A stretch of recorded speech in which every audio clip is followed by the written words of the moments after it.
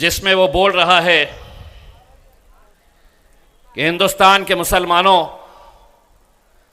कटोरा उठाओ और यहां से पाकिस्तान चले जाओ। ये योगी आदित्यनाथ का बयान है।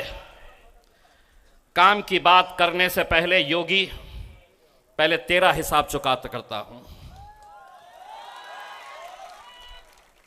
ढाका के नौजवानों की तरफ से ढाका के तमाम मुसलमानों के, दलितों के, राजपूत समाज के, सिखों के, क्रिश्चियंस के, सभी जाति धर्म के लोगों की तरफ से योगी आदित्यनाथ एक बात कान खोलकर सुन ले।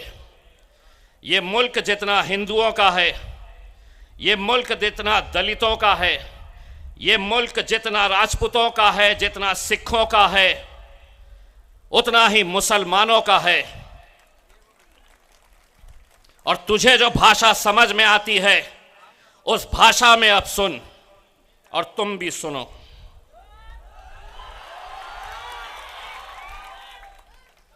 करो रिकॉर्ड और भेजो टखले को कि डराना किसी और को।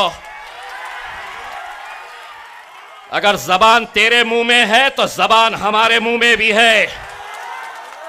जिस जबान में तू बात करेगा उसी जबान में तुझे जवाब दिया जाएगा। तो मुझे कहता है ये जमीन मेरी है, इस मुल्क के अंदर हम पैदा हुए हैं। ये मुल्क जब आजाद हुआ और हमारे पुरखों से जब पूछा गया कि तुम्हें यहां रहना है या पाकिस्तान जाना है, हमारे पुरखों ने यह कहा कि इस जमीन में हम पैदा हुए हैं और इंशाअल्लाह इसी मिट्टी की खुराक हम बनेंगे, इसी जमीन के अंदर हम दफन होंगे। और तू हमें ललकार रहा है इतने से राज्य के टकले।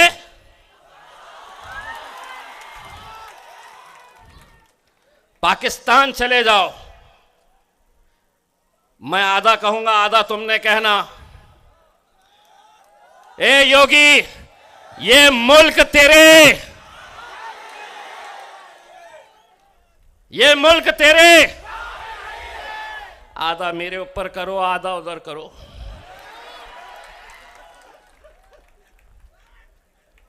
नहीं तो बैठे हुए हैं लालू के अंटर पंटर आ जाएंगे कि योगी को गाली दिया, मैंने नहीं दिया, आधा मैंने दिया, आधा इन्होंने दिया, घंटा मिलता तुम्हारे को। नहीं तो बोलेंगे भड़काऊ भाषण करके गया। मैं क्या करा? मैंने आधा करा। मैंने सुनो, अब सुन लो आधा मैं। ये मुल्क तेरे। इतना बोलने पे कुछ होता? आदिल भाई लॉयर है, कुछ होता? आप वकील है, अगर कुछ करा तो उसको बोलना कि बाबा जी का ठुल्लू मिलेगा, तुझे कुछ नहीं देने वाले हैं हम। दिक्कत ये हो गई है, जो आ रहा है समझ रहे हैं हुकूमत है तो कुछ भी बोल लेंगे। एक बात सुन लो, हम जब तक शरीफ है तो बड़े शरीफ है। शाहरुख खान का डायलॉग याद है ना, हम जरा से शरीफ क्या हुआ, सारी दुनिया घुसा दो, अंदर ही घुसा दो पूरा कैमरा हमारे अंदर। अब जितना बोलना है हम बराबर बोल के चले जाते हैं, और ये मीडिया वाले रिवाइंड फॉरवर्ड करके ढूंढते रहते हैं कहाँ पे कहीं मिलता क्या, केस बनता है क्या करके। कहीं नहीं बनता।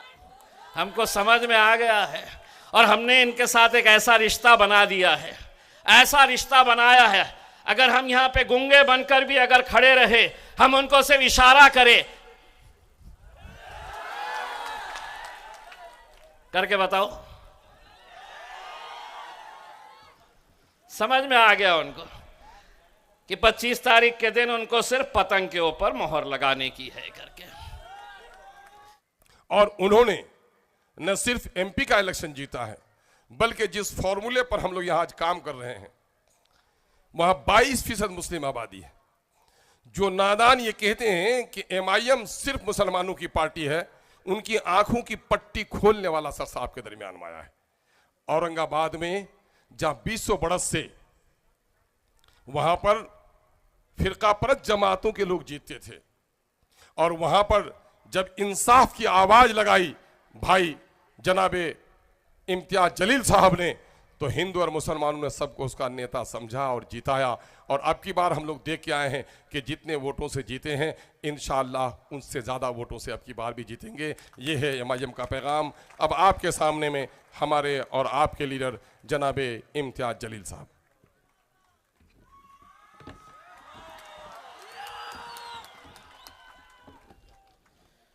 अस्सलाम वालेकुम वरहमतुल्लाहि वबरकातुहू। 25 तारीख के दिन पोलिंग बूथ पे जाना है। 9 नंबर का बटन, निशानी पतंग, हमारे भाई राणा रंजीत साहब के नाम के आगे आपको बटन इतनी ज़ोर से दबाना है, इनकी कामयाबी हिंदुस्तान में पूरी तरीक़े से राजनीति बदल देगी। मैं वो मंज़र तस्वर कर रहा हूँ जब पार्लियामेंट का पहला दिन लोकसभा में इंशाअल्लाह 5वीं मर्तबा बैरिस्टर असदुद्दीन अवैसी साहब दाखिल होंगे। उनके पीछे मेरे भाई अख्तरुल ईमान साहब दाखिल होंगे, और उन्हीं के पीछे जब मेरा दूसरा भाई राणा भी अंदर आएगा लोकसभा में, तो मैं वो तस्वर कर रहा हूँ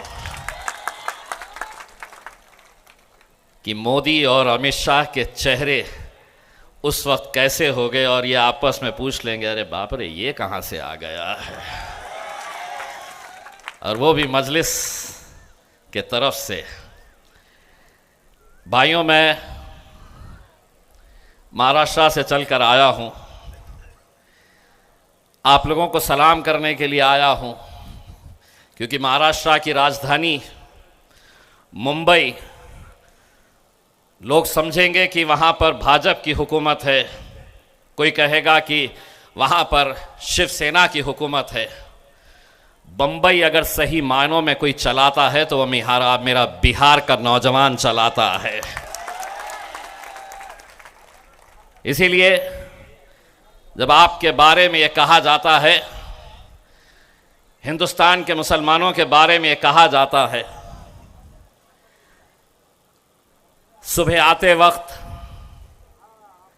किसी ने मुझे उत्तर प्रदेश के मुख्यमंत्री योगी आदित्यनाथ का एक वीडियो भेजा